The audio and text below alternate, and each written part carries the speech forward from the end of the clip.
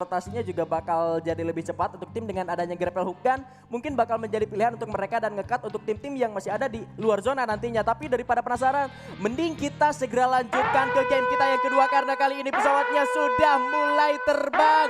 Bapak pilotnya juga udah mulai bisik-bisik sama Bigan ini. Kita udah mau tempur lagi di Kalahari. So, Survivors, siapkan diri kalian semuanya karena kita akan melihat pertarungan di map yang sangat panas pada siang hari ini. Panas sepanas untuk map kita yaitu Kalahari bertema gurun pasir dan juga pesawatnya dari Santa Catarina menuju daerah Foundations. Masing-masing tim semua udah langsung menentukan arah drop point mereka. Bonafide ke arah Stone Ridge dan di sana tidak ada tim lain yang ngedrop kecuali ada juga yang berdekatan dengan mereka daerah Santa Catarina, GRC dan bahkan kali ini Bigan yang kalau gue lihat area dari confinement-nya atau conceal hall di atas sana juga sudah ada Jit dan juga Onyx yang udah paling bersabar ya, dimana satu rupanya Forest Blood didapatkan, bahkan aura yang di sisi itu Sas Goboba menjadi mangsa utamanya. Ryuzi dari atas sini dengan senjata AK tentunya udah cukup aware karena Onyx udah coba untuk melakukan looting-looting manja di bawah sana Bigan. Yap, ini menarik karena dari tim Aura Ignite bahkan kali ini berhasil mengamankan 3 orang dari tim Sas Goboba. Hanya menyisakan 1 orang saja di area bawah sana. Menarik, di satu area desap mereka memperebutkan 1 compound yang sama dan ini menjadi hasil yang manis di awal-awal untuk tim dari Aura Ignite. Bahkan rupanya Adrian yang bukan LH ya berhasil menumbangkan 1 orang terakhir dari Sas Goboba. Ini unik. Kenapa gua bilang unik? Nggak seperti biasanya Aura bermain split 2-2.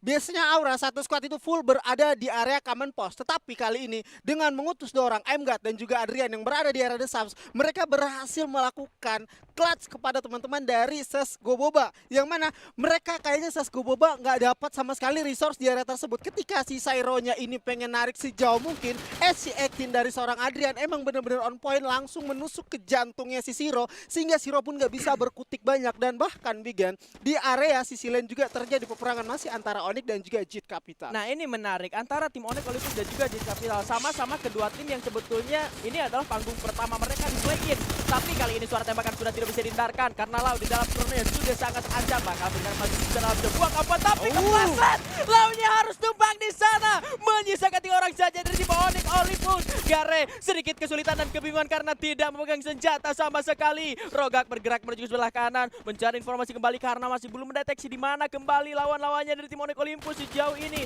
yang masih tersisa bergerak ke arah dalam. Di sana rupanya Kocel pun berhasil mengamankan Gardu, tersungkurkan dan bakal langsung dipulangkan ke arah lobby. Gak di end, gak di satu roster tersisa Gare yang sebelumnya tidak memiliki senjata sama sekali. Dia berhasil survive ini kalau gue lihat salah satu minor mistake yang dilakukan sama anak-anak dari Onyx Olympus ketika dia terlalu memaksakan di area tersebut. Resource yang mereka miliki sangatlah kurang, bahkan dari si Gare sendiri tidak memiliki senjata, terpaksa memulangkan 2 orang temannya. Ini sangat menarik karena dari si Gare menggunakan skill karakter kelak yang sebelumnya tidak pernah kita lihat di panggung major, kan? Ini emang niat banget dia udah pakai kelak. Kebetulan gak dapet senjata, tapi sayangnya nggak bisa ngedeket ke area musuh. Ini kalau misalkan ngedeket ke area musuh terus dapetin lagi, ke knockdown terus di end, di emot-emotin bisa jadi kayak kemarin pas di final deh ya. Ya, bener ditinju-tinju. Tapi ini menarik juga dari Madura Prime Esport. Mereka memasukkan Tiger dan juga menarik mundur si Danis. Tapi di sisi lain Ikam dengan aim yang sangat on point karena Zixia pun juga harus tumbang di sana. Misalkan seorang Gare yang dipaksa untuk survive menghidupkan ketiga temannya kembali. Niat baik untuk rotasi lepas dari genggaman Jit. Nyatanya mereka masuk ke area pertahanan dari Madura Prime Esport yang udah langsung nge-camp di area confinement. Menarik, justru malah di Kalahari lebih lebih riskan terjadi early fight dan bahkan udah ada satu tim langsung yang terpulangkan ke arah lobby 2 lawan 4 ya tadi. Benar. Antara tim Aura Ignite dan juga tim Sas Goboba karena memang secara positioning juga dari tim Sas Goboba ini dirugikan dan juga resource mereka tidak begitu mumpuni, bahkan ya namanya juga area desam seperti itulah. But somehow ada Gang di round sebelumnya berhasil mendapatkan 4 poin eliminasi menjadi MVP di round yang pertama setelah kita melewati 10 menit silent tanpa ada pertempuran. Sangat silent ya untuk 10 Betul. menit pertama. Perang terjadi sih, knockdown terjadi, tetapi tidak ada langsung memutuskan untuk kayak kita langsung war aja, kita pecahin aja. Karena Nggak bisa gitu. kalau yang gue lihat tadi emang penumpukan di area Pocinok itu sangatlah banyak, ada sekitar 5 sampai 6 tim yang bertahan di sana. Kalau kita perang, kalau kita memaksakan untuk war daerah tersebut, otomatis perang kita itu mengundang kedatangan tim lain. Dan bahkan kali ini kalau gue lihat juga di sisi lain sudah ada teman-teman daripada Galaxio dan juga Bonafide. Satu orang Ahnaf berhasil di pick up, namun dari belakang masih ada Calvin. Coba untuk mencari shotgun-nya. Haidars Aduh. juga kali ini terhibur oleh granat bahkan di atas sana. Kemet mencoba untuk memberikan pressure ke arah Raka EZ yang berada di atas ini juga. Tim juara kali ini kalau kita lihat dari Galaxio butuh balik tangan Bonafide Esport. Rapi sekali pertahanan dari tim Bonafide setelah mereka harus membayarkan ketesunan mereka di game sebelumnya. Kali ini Bonafide dengan gagah berani, mereka punya pertahanan yang kuat, mereka percaya high ground mereka miliki ini sangat-sangat unggul daripada tim Galaxio yang berada di arah bawah. Raka yang jadi catatan gua berhasil memanfaatkan momentum terbaiknya untuk bisa menghindari tembakan dari lawannya di balkon. Balkon tersebut dia bisa melakukan proning di dalam kronanya sendiri. Itu yang ngebuat dari Raka sendiri tidak terkena hit dari lawannya. Yang jadi catatan adalah kalau misalkan Rakanya ini kena hit juga, kalau misalkan Rakanya juga ter-takedown, ini bisa jadi titik balik juga untuk anak-anak dari tim Galaxio bisa melawan balik ke arah tim Bonafide itu sendiri. Ya karena dari Raka sejatinya dia kan berada di area atas ya, otomatis peluang dia untuk memberikan pressure ke teman-teman yang berada di bawah daripada musuhnya itu enak sejatinya. Kalau dia ke pick off ini juga pastinya bakal membiarkan posisi atau fokus dari anak-anak Bonafide. Bonafide gua lihat rapi tanpa tertulis satupun, mereka berhasil nge-clutch anak-anak Galaxio yang tadi mungkin berpikir kita kalau rotasi ke area tersebut, ke area sini, rumah beton ini pasti bakalan aman. Dan kalau ngebahas soal untuk standing, tadi kita lihat Aura dengan 21 total poin untuk round pertama. Round pertama kita masih ada 6 round lagi tentunya. Kalau kita lihat ini Aura, wow, berbeda sekitar 3 poin dengan Madura Prime. Yang kalau gue lihat Madura Prime sepertinya untuk segi performa mereka udah cukup meng-up karena memasukkan beberapa roster baru. Contoh dari Ikam juga. Dan ada juga poin eliminasi yang justru dari Madura Prime ini harusnya lebih unggul daripada Kings Esports. Bahkan untuk ke posisi keempat ini juga gap poinnya cukup jauh. Ada beberapa player yang memutuskan untuk tereliminasi saja di luar zona daripada dia harus melakukan fight dan mendapatkan satu kerugian mungkin untuk mereka. Salah satunya juga ada tim Madura Prime yang tidak keluar sama sekali dari komponnya ketika mereka tahu kalau zonanya ini ada ke area open field, dan juga di samping mereka, di depan mereka ini masih banyak sekali lawan-lawannya. Dengan berbekal poin seperti itu dari tim Madura Prime Esports dan memutuskan untuk tidak keluar dari compound mereka setelah zonanya sudah terlihat menyusut dan sakit, ini membuat dari tim Madura Prime tidak memberi poin eliminasi pada lawannya dan juga mereka berhasil finish di posisi kedua. Gue setuju sih sama strategi seperti itu. Lebih baik kita mati tereliminasi ketimbang lawan yang dapatin poin. Karena 1 poin aja sejatinya itu sangatlah berpengaruh, Bigan. Tetapi gue tadi pengen nyoroti anak-anak daripada JRC. JRC kalau di divisi 2 kita ngeliat garang, sangat-sangat garang. Tetapi entah kenapa untuk round pertama tadi gue ngeliat JRC kayaknya lebih bermain bersabar walaupun hasil buruk yang mereka dapatkan untuk peringkat ke-12. Tetapi kali ini untuk di map Kalahari mereka masih belum berperang dan bahkan JRC tidak tersorot sedikit pun untuk berperang. Gue juga nggak ngeliat sama sekali JRC ini ada di mana. Rupanya mereka masih ada di area Santa Catarina, sama sekali tidak melakukan pergerakan, hanya bertahan di area tersebut. Nah, mungkin kalau misalkan performa mereka di game pertama ini bisa dibilang buruk, ya gue setuju. Cuma permainan mereka juga patut diapresiasi. Kenapa? Karena mereka tidak merubah apa yang sudah mereka persiapkan dari awal. Jadi mereka punya rencana matang dari divisi 2 seperti itu, mereka lakukan di play-in juga seperti itu, dan mereka tidak melakukan perubahan apapun. Mereka percaya kalau mereka kuat, dan kalau misalkan ngomongin soal game pertama ya balik lagi semuanya juga setelah kita tahu 10 menit masih 12 tim, ya ujung-ujungnya gambling juga ternyata masih cukup rame gitu loh. Bukan cukup, masih sangat tentunya. Apalagi kalau satu daerah itu rame banget. Kalau ngomongin satu daerah rame, ini gue ngeliat sudah ada 2 tim yang saling bertekatan di area Byfront. Ada Kings dan juga Gipex. Sebelumnya tadi ada suara tapping-tappingan, mungkin ada beberapa gol yang dihancurkan atau juga bahkan si Justin udah nge-pop up gol. Ini artinya di area tersebut ketika mereka pengen melakukan war masih cukup aman. Karena Byfront sejatinya ini adalah rumah daripada Gipex. Apakah malam hari ini Kalahari bakal ada di tangan si GPX? Nah, menarik nih. Tapi ya balik lagi, ini babak play-in kita juga nyari 7 juga banyak hari ini, banyak sekali, dan semuanya juga punya kesempatan yang sama. Somehow ada Rogak yang berhasil untuk menumbangkan 1 orang Garde, kembali bertemu dari kedua tim ini. Sementara Garde secara terlihat belum dibuka, Gaga belum melepaskan tembakan balasan, tapi Gare rupanya setelah dilakukan reviving justru ketemu lagi sama ini orang lagi nih. Sama lagi Lagi. Jit Capital kayaknya rotasi daripada Onyx ini emang udah terbaca sangat ya Bigan ya. Buset. Bocah konsil hall tadi ya?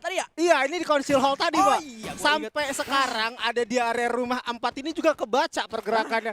Kayaknya ini Jit Capital ini emang udah hatam banget sih sama pergerakan dari anak-anak Onyx, sehingga dia udah ngeprediksi, oh kayaknya nih Onyx nih rotasi ke sini, kita coba tungguin di sini aja. Dan kalau dari segi prediksi gue untuk saat ini, Force yang tentunya ada di garda terdepan dari anak-anak MPX, mereka pasti bakal berjumpa dengan anak daripada Jit Capital, yang kalau gue rasa Jit Capital ini sendiri dari segi resource mereka udah sangat lah kaya, karena konsol tadi sepenuhnya mereka kuasai, dan bahkan ditambah dengan mendapatkan 4 peneliminasi dari anak-anak tim dari Onyx. Nggak cuma 4 sih menurut gue, di awal mereka udah ke knockdown sekitar 2, terus dihidupin 2 lagi. Ini dapat lagi sih 5 kalau nggak salah poin eliminasinya. 4 barusan kita 4. ngeliat 4 karena satu orang dari tim Onyx Olympus juga tadi nggak dapat sama tim dari siapa?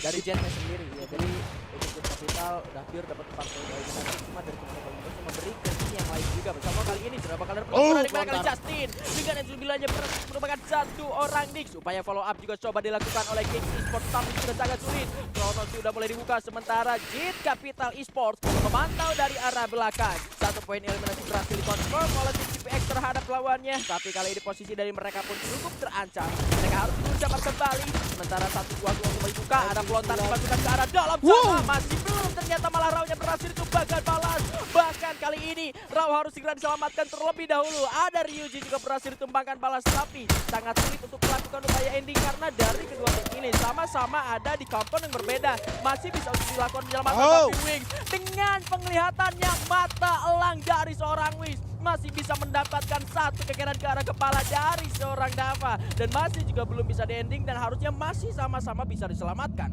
Dari area seperti ini gue ngelihat ya, Kings, Oh my god. di sisi lain inilah sang naga kita, sang tim dari makhluk mitologi udah sangatlah membara Bigan. 8 poin eliminasi udah mereka kumpulkan tanpa tersorot sedikit pun. MBR yang sebelumnya bergerak dari belakang bermain dengan silent tapi masih terbaca untuk segi rotasi daripada anak-anak Aura. Sebelumnya by front ada Kings dan juga GPX yang udah saling bersikutan, tetapi nyatanya si Kings lebih berpikir atau lebih memilih jalan untuk menghindari area tersebut karena sejatinya ketika 1 orang dari tim Kings ini udah ke pick off, juga kedatangan tamu ada tim third party yaitu Jit Capital. Di sini tadi kita ngelihat Bigan beberapa kali bertukar knockdown, tetapi nyatanya ini hanyalah kayak peringatan untuk say hello doang, nggak untuk langsung memaksa berperang di sana karena sejatinya ke-12 tim yang bermain pada malam hari ini pengen ngedapatin poin penuh di setiap roundnya. Jadi mereka tidak pengen ngelakuin kesalahan-kesalahan tersebut. Nah itu dia, saling bertukar kill kalau misalkan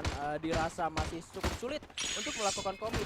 Kalau misalkan tidak percaya untuk dilakukan, jangan terlalu memaksakan diri karena apapun itu, apapun yang dipaksakan, kalau misalkan tidak dipercayakan ini bakal jadi 1 blunder juga yang mana yang sendiri. But somehow kali ini area Bison ditinggalkan oleh zona. Ryuji didapatkan oleh Ektindir dengan shotgun charge boosternya. Masih belum ada ini karena masih sulit juga. Sementara pembagian posisi dari Jet Capital Esports kali ini cukup unik dan cukup luas juga vision yang diberikan ke arah tim GPX tentunya. Tapi Ryuji masih belum bisa diselamatkan. Sementara Rehan juga berhasil dimakan oleh seorang Wings. Lagi-lagi mata elang dari seorang Wings. Ajaib sekali. Gocel terbutakan ketika berupaya untuk melakukan penyelamatan ke arah Ryuji, malah dirinya pun harus ditumbangkan. Sementara dari Jit Capital Esports hanya menyisakan 2 member saja dan 20 detik lagi zonanya akan menyusut.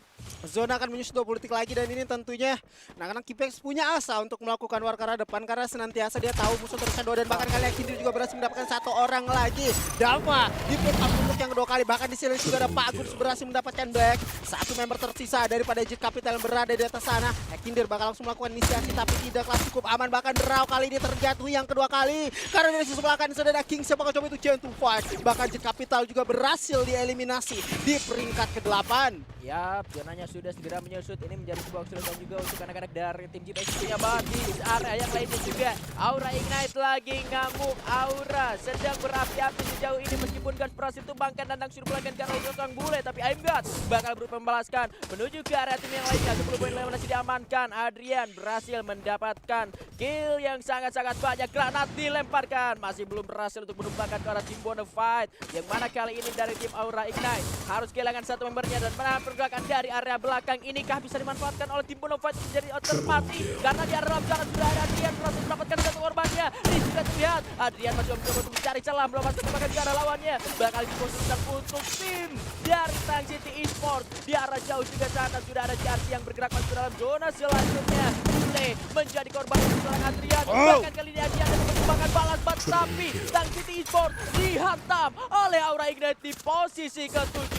Di posisi itu dari sangat sulit melawan Aura ketika saat ini juga bahkan Drakanya kepala copot daripada atas. Rupanya ada satu orang daripada Kings tidak terundang kedatangannya. Nyatanya berhasil mendistraksi dengan sedemikian rupa.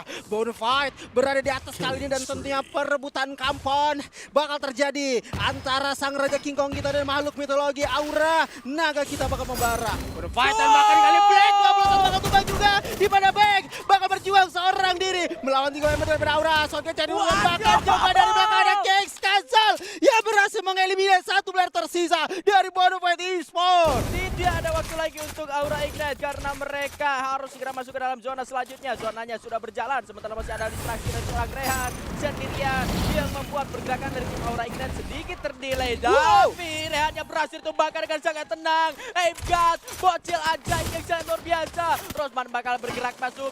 JRC juga di sana bakal menjadi sebuah hadangan yang sangat-sangat serius tentunya. Di arah lain ada Rehan yang harus sudah terending. Jadi pundi-pundi eliminasi untuk tim dari Aura Ignite. Ekir pun berhasil untuk mendapatkan pundi-pundi poin eliminasinya. Masih ketar. Ada Wings berhasil mendapatkan Surya dan Rick pun terjatuh di hadapan sana. Langsung di poin eliminasi.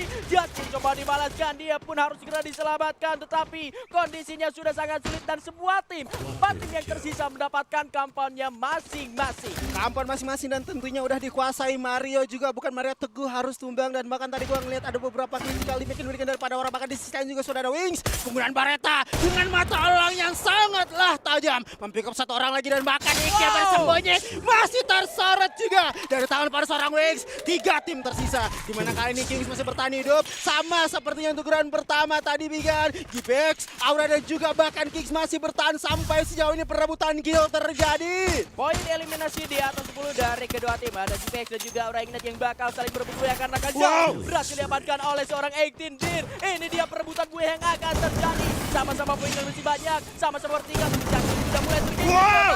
Tapi Gipex dan